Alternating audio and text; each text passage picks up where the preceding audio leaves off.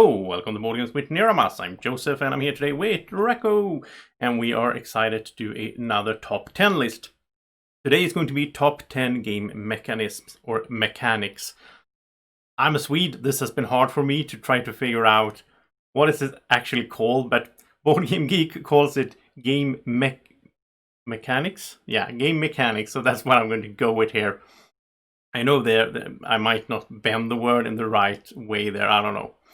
So anyway, let's get going, and I will mention before we get started that I am going to rank these 10 game mechanics that I enjoy, and I'm also going to give you some examples. So there's going to be rolling videos in the background here, so we can have some examples of that. And now, it used to be, I think, like 10, 15, 20 years ago, a lot of games existed based on one of those mechanics. And that was the base of the game. That's what the game was, what you were doing in the game. These days, the last few years, there's a lot of mixes in between different mechanics, and I think that's also what makes it really fun. That's all of these really good games that we have today. They are a mix of well established, like it's like a building block. So these games that came out 15 years ago, they created something that then game designers have been built on in order to create the games that we find really attractive today. So let's get going with my number 10. So number 10 is tile laying. Tile laying is a concept I think I think a lot of people connect it with Carcassonne, which is all about tile laying really. The example I have here in the background is Castles of Burgundy, which is one of my favorite games, and in this, you are taking these tiles, you're placing them, you're laying them on your map board or on your area board, and that creates different effects and so on. I mean, this game has other mechanics as well. I mean, there's dice rolling and so on, and it's an element of sort of grabbing things like drafting tiles, basically. So basically, it's a drafting, dice rolling, and tile laying game, in my opinion. Now, I would say that the tile laying part it's a part of many games where it's a small part. I saw on Board Game Geek that also they connected this with A Feast for Odin, which does have tile laying, but that's not the main mechanic that I think about when I start thinking about A Feast for Odin. For me, it's more like worker placement, because you place your workers, and then you resource management, you have all that. And then tile laying is a part of that. So that, as I said, there's a lot of mixes here. And like in this next one here, Suburbia, and this is the Suburbia Collector's Edition, which is awesome.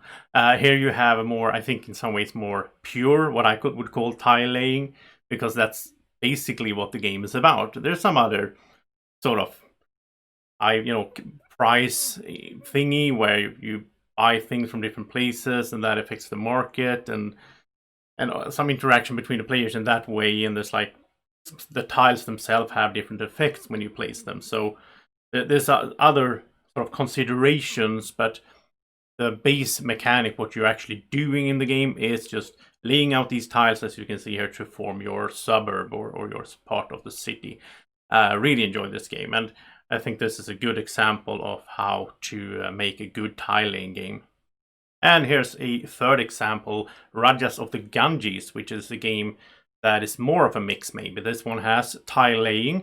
You do a lot of things in the game. You do worker placement, but the goal, why you're doing it, is because you want to buy these tiles. You want to get the resources in order to be able to buy those tiles and place them on your board, which will score you points and get you bonuses and so on.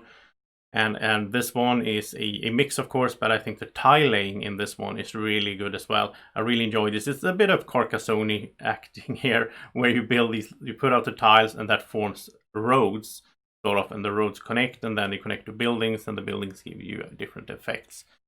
So Rajas of the Ganges is also a very good tile laying game, or at least it has a good tiling aspect in it. Now let's head to mechanic number 9. And number 9 is called Push Your Luck.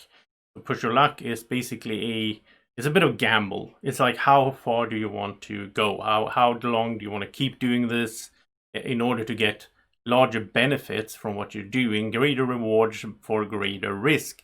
And my first example here is Clank. Clank exists in a few different variations. This is the standard Clank, and the fantasy game. There's a Clank in Space if you prefer the space theme, and there's also a Clank Legacy game, which is really cool. And Clank is also a deck building game, right? And it's a moving your little pawns on a map.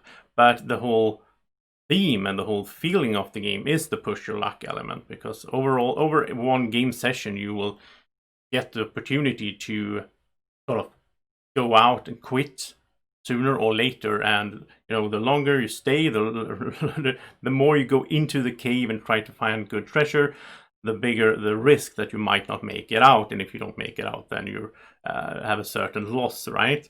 Depending on what the other players do as well. But yeah, so push your luck is really fun. My next example here is more a pure push your luck game.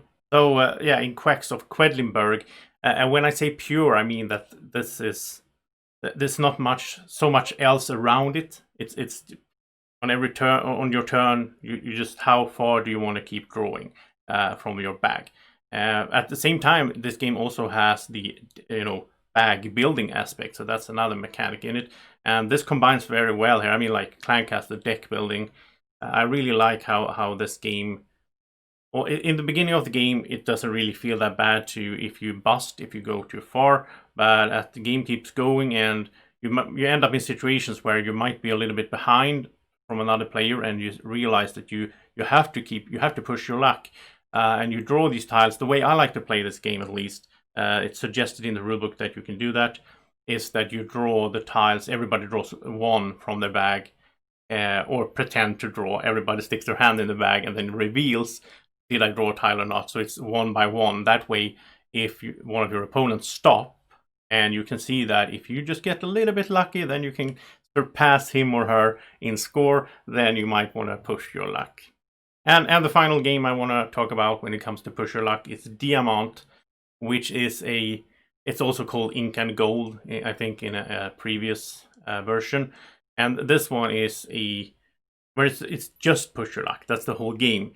You don't really have much board or pieces or everything. You just place on these cards out. You keep going deeper and deeper into a sort of dungeon or a cave, and how far you want to go.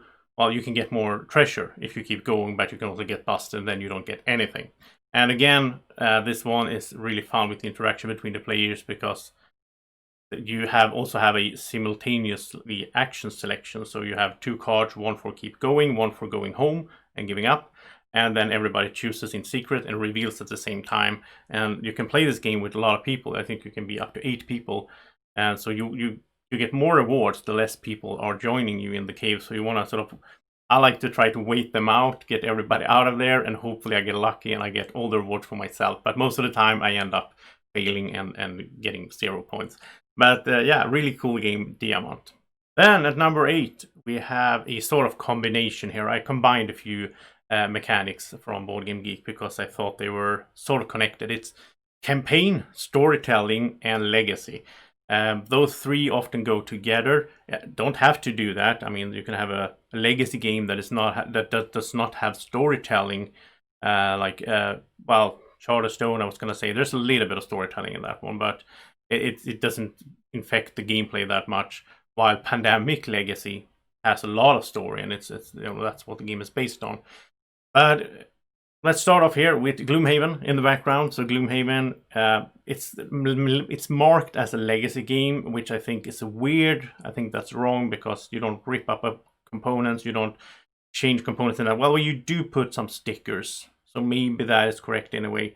I put the stickers on the sleeves though, so I can reset it. But yeah, okay, you put some stickers, that's true. But yeah, so Gloomhaven is absolutely a campaign game. It's a huge campaign game. It's like, I don't know if it's 70 or something scenarios. It's crazy. Or 90 or whatever it is. I don't remember. There's a lot of scenarios and it takes forever, which is really cool as well.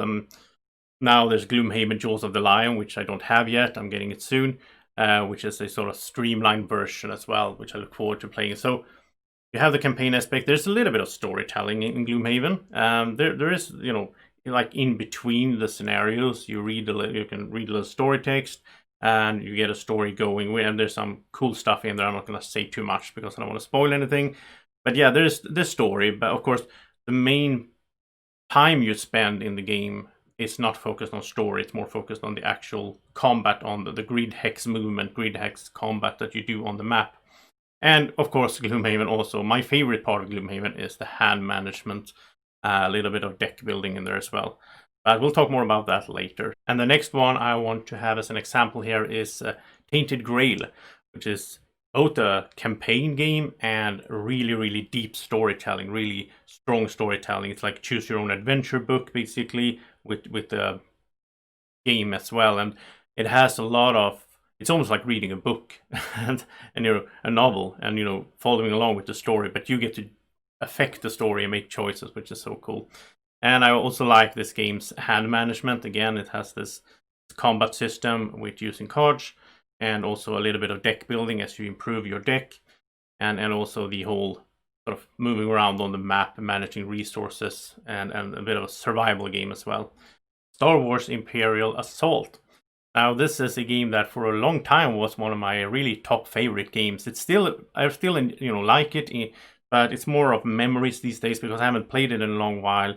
I'm not really sure why. It's a bit of like these games that are kind of heavy, and I got like all the expansions and everything for it. So setting it up and getting back into it when I haven't played it in 2 years, that feels a bit. It's a bit rough. I mean, I think I would remember fairly quick how the game flows and so on, but just to take that step and get into it, and yeah, it's also one of these. It's a really strong campaign game, and the storytelling and all that. And I mean, once I start playing it again, which I will do at some point, there is also an app out, a companion app, so I can play it solo against the Empire, and the app will handle that. So I'm curious to try that. I haven't done that yet. But once I get into it, I want to play it a lot. So I don't want to do it if I know that, oh, tomorrow I need to film this or that on my table. Then I don't want to start it up. So I want to find like a weekend or something when I know that I'm not going to use my table for anything else. I can just put this up and really get back into it, because I really enjoy it a lot. I enjoy the whole, well, there's a lot of dice rolling, but it's a really cool dice rolling. Dice rolling itself is not on my top 10 list, but I do enjoy dice rolling in some situations and in some games. In this game, I enjoy it because the dice are not like 1 to 6, which I think is a lot of time that's really boring when it's just like, oh, you rolled a 4, then you got a hit, like Zombicide or something. I think that's so boring. In Star Wars Imperial Assault, there's all these special symbols like hits and range, and these surges that you can transform into special abilities depending on which weapon you use and which character you are. Yeah, there's so much good stuff going on in this game. And it's also a skirmish game where you can play only against each other like a skirmish game. But the main core of it is the big campaign, at least for me. And then the next one is variable player powers. And this mechanic is well represented here in the background by Gaia Project, one of my absolute favorite games of all time. And its predecessor as well, Terra Mystica, was the same thing, where we can be 4 people sitting around the table and play, and we have very, very different sort of, not just special abilities, but like how our buildings work, how they interact, how our building queue looks as well could even change. So yeah, and how there's so much variation here. So asymmetrical player powers, it's often called as well. I think on Board Game Geek it was called variable player powers, I think, yeah. And so Gaia Project has it in a lot, as well as Terra Mystica. Now there's of course other games like this Terraforming Mars, which you might recognize on the channel. In the base of it, you can, if you start playing, the first time you play Terraforming Mars, you're sort of recommended to play with the beginner corporations, and then everybody has the same. There is no variable player powers, but that's just the beginning. Then you start playing with the corporations, and then everybody has at least some little difference in special ability and so on. It's not as strong at all as it is in Gaia Project, but it's still in there. It's one of the components. I mean, Terraforming Mars consists of a bunch of mechanics in the game, right? But that's something I like, and it was even more. It was stronger implemented with the expansion called Prelude, where everybody also had a different start with different, production or sort of focus from the beginning of the game. And I really like that. The expansions, I mean, the colonies and the turmoil expansions also added, and the Venus Next, they also added sort of more branching paths for the players to take and find ways to combine your corporation, your faction, with sort of the right cards, the right prelude cards, the right colonies that you focus on, and all that. And I really like that in games when the players have different sort of, well, we all have the same goal, but we have different ways to get to that goal, which I really enjoy.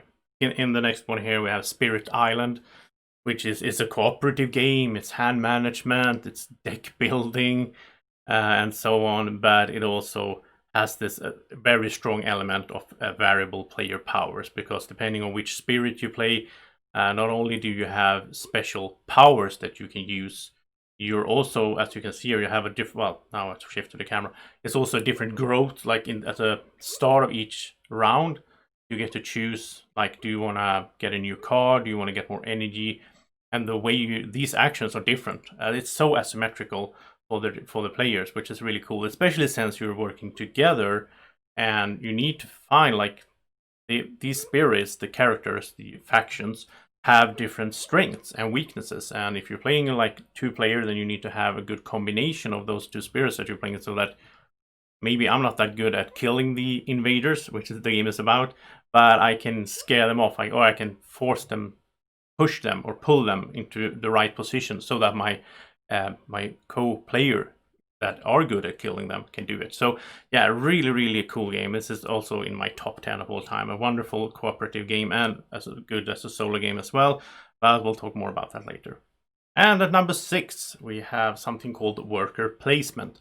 Worker placement is a term that sort of comes from the fact you have a little pawn that just plays out on your turn on the board, and that will do a certain action or gather resources, and it's often called a worker. It's still used as a worker. In this case, Feast for Odin, which it's my favorite worker placement game.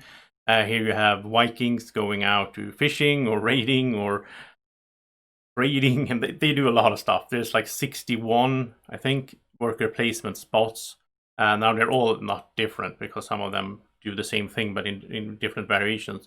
And that's something I really like with worker placement. Now, worker placement could be sort of the, just have your 3 workers, so you put one of them out every time it's your turn and they do something. There's a lot of those games, but it can also be a lot of variation. In this one, the variation is that you have a bunch of workers, and if you place one of them, you do a weaker version of the action. But as you see here, like Andreas, my friend, is pointing out there in our video we did together, if you put 2 Vikings in at the same time, then you get a better version of that action. If you put 3, then even better. You get to draw a card. If you put 4, you get to play a card. So that's really cool. Like, so you have this management, not just of resources, because you have the wood and the stone and all that in this game, right? But you also, the workers themselves are a resource that you need to manage and decide how heavy do you want to invest in a certain action. And here we have another one, which is a really awesome worker placement game. Love it, Anachrony. And in Anachrony, you have another sort of twist. Well, you have a few twists to the formula. So first one is that on your board, you can send your little workers in cardboard. They can go out to do different actions. Once you start building buildings on your board, then you can activate those buildings with your workers. But the main part, or the beginning part where you use your workers, is together with these huge plastic miniatures that you put the little guy into, the little cardboard guy, and he goes out to the city and makes, does an action on the board, worker placement spot. And that's the first main twist, and I think that's unique. I don't think I've seen that in any other worker placement game. The other one is not as unique, but it's still very cool, and it's quite rare, and it's that the workers have different strengths and abilities. So, like the engineer, if you send him to the mines, he likes working in the mines, obviously.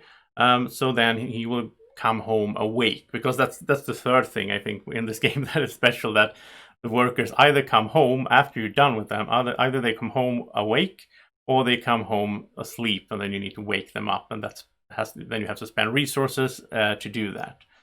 There's really a lot of cool stuff going on in Anachrony, and another thing, there's so much going on here. Another thing is that the worker placement spots changes on the board as time goes by. That's not unique though. It also exists in Agricola, which is an older game, sort of. I think 2007, or I don't know. In this one, you start off with there's always a few spots that you can go to. That's always there, depending on the number of players. But then, as for every round, you reveal a new card, and that card becomes a new worker placement spot. And they come, it's a little bit of randomness there, so you're not really sure when the stone will be available, which makes it interesting as well and makes the games feel different.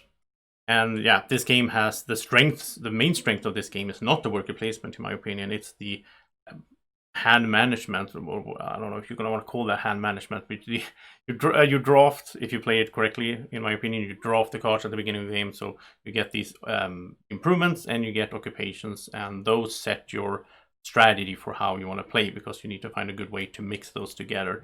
So there's card drafting, and yeah, there's a lot of good things in this. And the follow-up to this one, the big one, was Caverna, which also had a lot of the same elements, but the same thing there, that the board that you can go with your workers to do these placements, that board evolves for every round, so that changes up. So that's also a really nice twist to the formula. Now the next one is very special. This is Sulkin, the Mayan calendar. Well, it looks amazing with those painted wheels, right? It does. Sadly, I had to sell this one at some point, so I don't own it anymore, but it's an awesome game. And it has this really cool worker placement part where you put out your workers, but you don't automatically get them back. So you have to spend a whole turn just pulling back as many as you want. And this exists as well in some other worker placement games. There's a lot of good worker placement games. I could do a video just about this. And at first, when I started doing this list today, I thought I would put worker placement higher up on this list than number 6. But then there's so much cool stuff. There's so much good mechanics you want to have in a game. So, but I love worker placement, and in this game, not only do you have to pull them back, but also the reward you will get from them when you pull them back will increase as time goes. So these wheels will actually spin. So the longer, the more rounds, the more turns you wait before you pull back a worker, the better the reward will get usually. So. And you collect resources, use those resources to build stuff and get points. And there's a lot of nice things in this game. Really enjoy Sulkin. But now let's head over to number 5. My number 5, which I initially, at the first, I didn't really think of this as a mechanic for a game. But it's in Boardgames Geek's list, so I'm following it. And it's called Solo Solitaire Play. And I combined that with the cooperative gameplay, because I think both of those has some comments. Now, in this one, Terraforming Mars, it's not a cooperative game, so this one is mostly representing the solo play, because this is my favorite solo play game. I think the solo variant of mode you play in this game is so good, and the main reason for that is that it's not about beating your own score alone. There is an element of that, but first of all, you have to terraform Mars, otherwise your score doesn't matter. I really like it when solo games have a definite sort of a line that you need to cross in order to complete the game. And I really like that in this one, it's not just about that. It's also, okay, I made it, and you need to find that point in the game where you feel like, okay, I think I am, well, I'm sure that I'm going to make it. So now I need to switch gears and go into focusing on getting more points. And well, you have that from the start as well. As you place a city or a greenery at the beginning of the game, you have it in the back of your mind. You want to do it in such a way that you score good, but then you also know that you might not score at all. So yeah, I really like it in Terraforming Mars here. And Tainted Grail, again, I talked about earlier, but Tainted Grail I think is a really, really good solo game because of the fact that there's so much reading stories, making decisions. I could imagine playing it with 2, but not more than that, because I think it would drag out. Because you do a lot on your turn. Well, there's actually no turns really in the game, because you have energy and you spend it, so everybody could play solo simultaneously in some ways. But yeah, this really fit a solo gaming, and especially these long campaign. Same goes for Gloomhaven.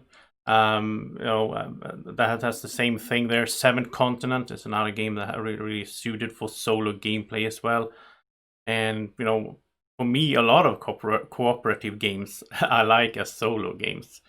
I don't mind at all. I know some people don't like to handle, like in this playthrough here, which I'm just using one character, but I played through the whole Tainted Grail using 2 characters, and in Gloomhaven I even played using 4 characters at the same time. And I know some people don't like that. I don't mind it at all. Maybe I'm not so much of a role player in that sense. I don't need to feel like I am this person. More like I'm managing a team. Like I'm the I'm the captain of the team, and I have these 4 characters that I'm giving orders to, so they will do the right thing at the right time. So I really like this kind of games for solo gaming. And another game I really like for cooperative play. Now I'm playing solo in this video, but I prefer this one with 2 or 3 or 4 players as a cooperative game. It's Robinson Crusoe Adventures on the Cursed Island.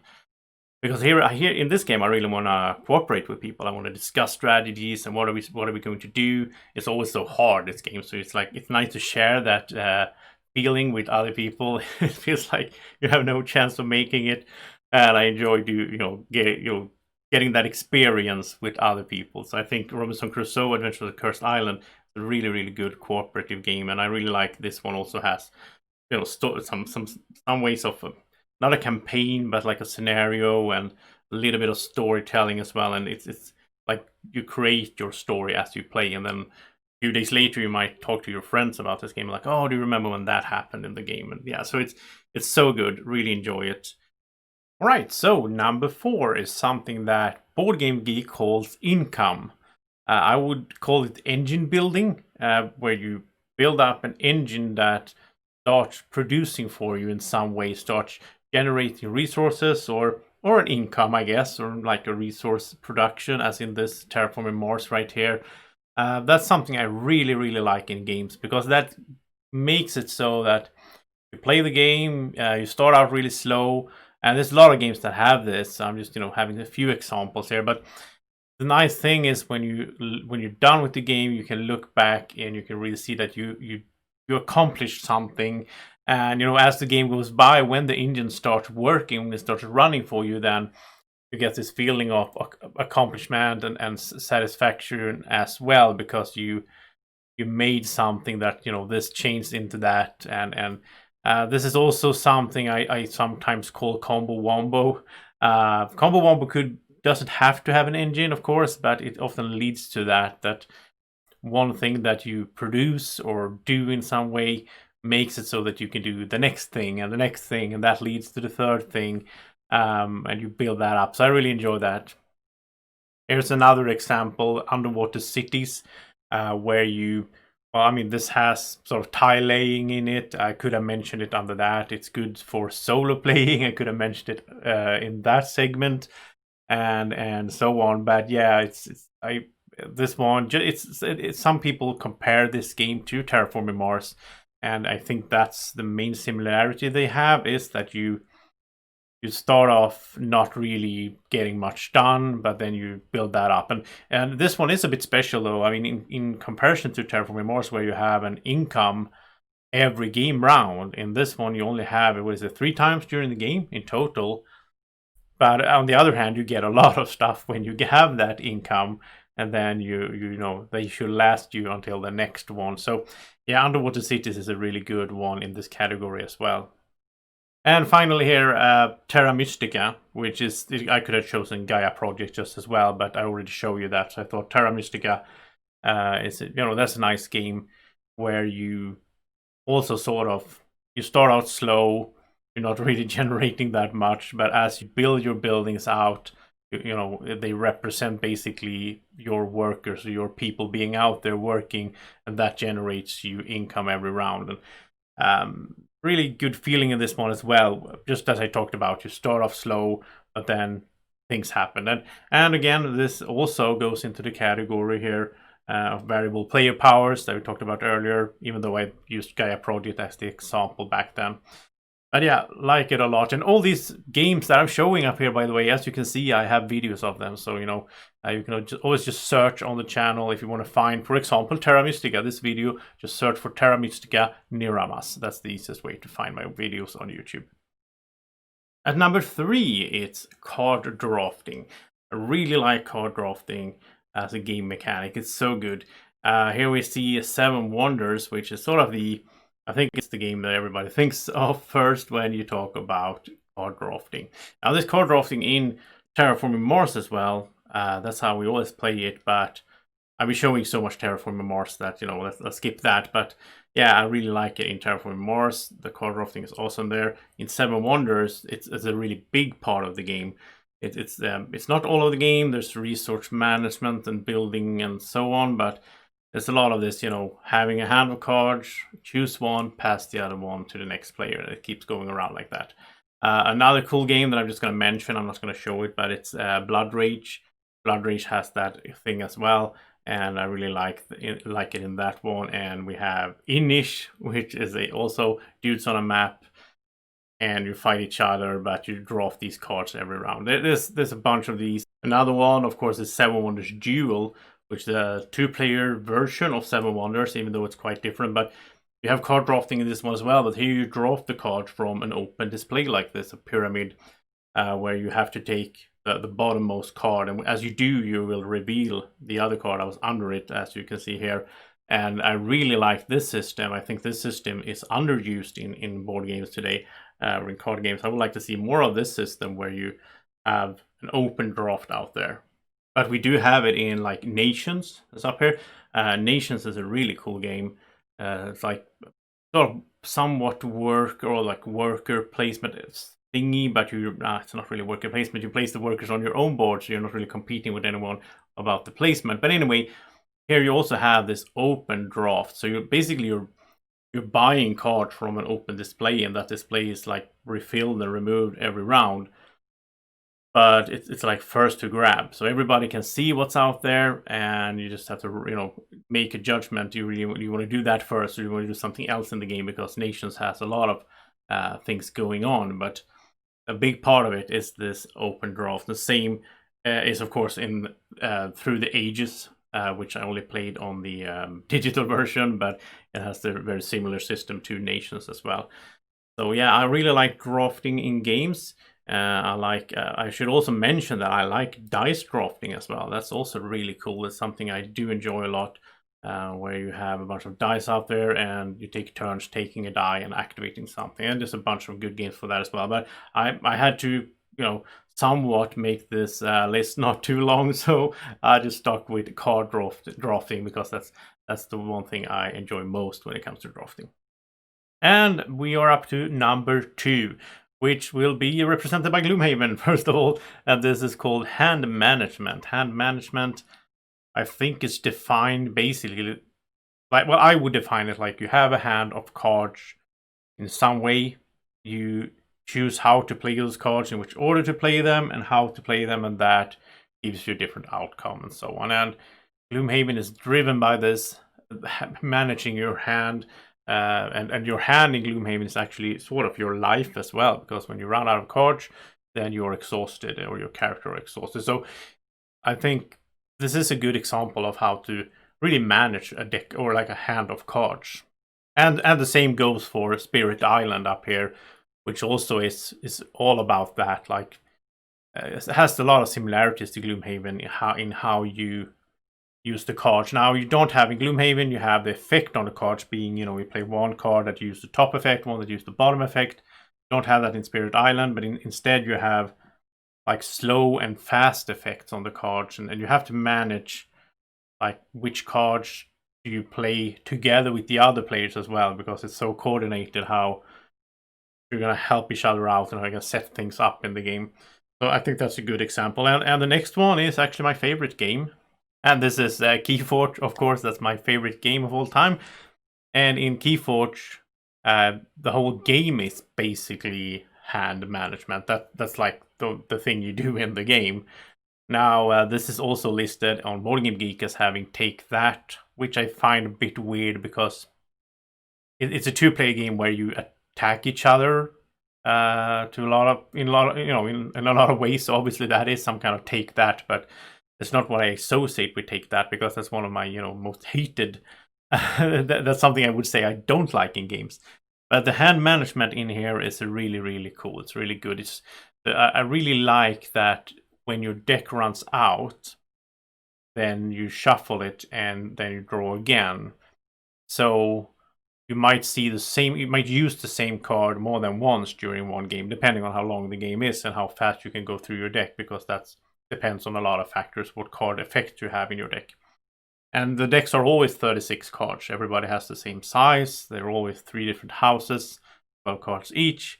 And all the decks are unique, which is really cool in this game. So you never really know, especially I like to play this game sealed, and then you never really know what's in there. You don't know what your opponent has and so on. So yeah, Keyforge is just awesome. It's just such an awesome game in so many ways, and I really like the hand management. And then the final example of this is hand management in a little bit different way in Concordia. Now, Concordia I haven't done a video for, sadly. I should do that at some point. Really cool Euro-style game. It has a lot of like building buildings and, you know, buying cards, and then when you have the cards, you have to manage sort of that hand of cards that you have. It has an interesting way of doing this, because when you play a card, you get the effect, but that card is then stuck out on, you know, on the board, or like, you know, in a sort of discard pile. And then you keep playing, and at some point you have one card in your hand that you start off with that takes all the cards back, and then you have them all again, and you can choose how to play them. And the longer you wait, the more bonus money you will get when you use that card to bring all the others back. So this is an interesting one. I know that this version of hand management, as I would call it, exists in other games as well. But Concordia is the one that, you know, came to the top of mind for me as a really good game. And I especially like the Concordia Venus, which is a standalone expansion basically. Or it's like the same game, but it works in you can play it as a team game, which is really cool. So you can play 2 versus 2, or you can play 2 versus 2 versus 2, because you can 6 players. So that is really cool in Concordia Venus. And my number 1 is called Deck, Bag, and Pool Building. So it's different versions of this concept of building up a deck with cards, or a bag of tokens, or in this case, wooden cubes, as this is Automobiles showing up here, one of my favorite games. And other games I mentioned earlier here, like Quacks of Quedlinburg, has the same thing, where you build up your bag with tokens in it to improve it. It's almost a little bit like, for me, the feeling is a little bit like an engine builder, even though it didn't, you know, it doesn't fit in the income category in that way. But you're creating something, you're building a engine that sort of drives whatever you're doing in the game. In this game, you race with cards, but it could be in Clank, as I mentioned before as well. You build up your deck, and as the game continues, I think that's why I like it so much. It's because as the game continues, the players start getting more and more asymmetrical, also linking back to that variable player powers being the same feeling as well. I mean, maybe in like Dominion, which is the sort of grandfather of the deck building genre with the cards, there everybody starts out the same, but as the game keeps going, we all can go for a little bit of different strategies, and our decks will look different as the game keeps going. So that's something I really enjoy. And here we have another example, Hero Realms, which is in many ways the same things as Star Realms, which is another game.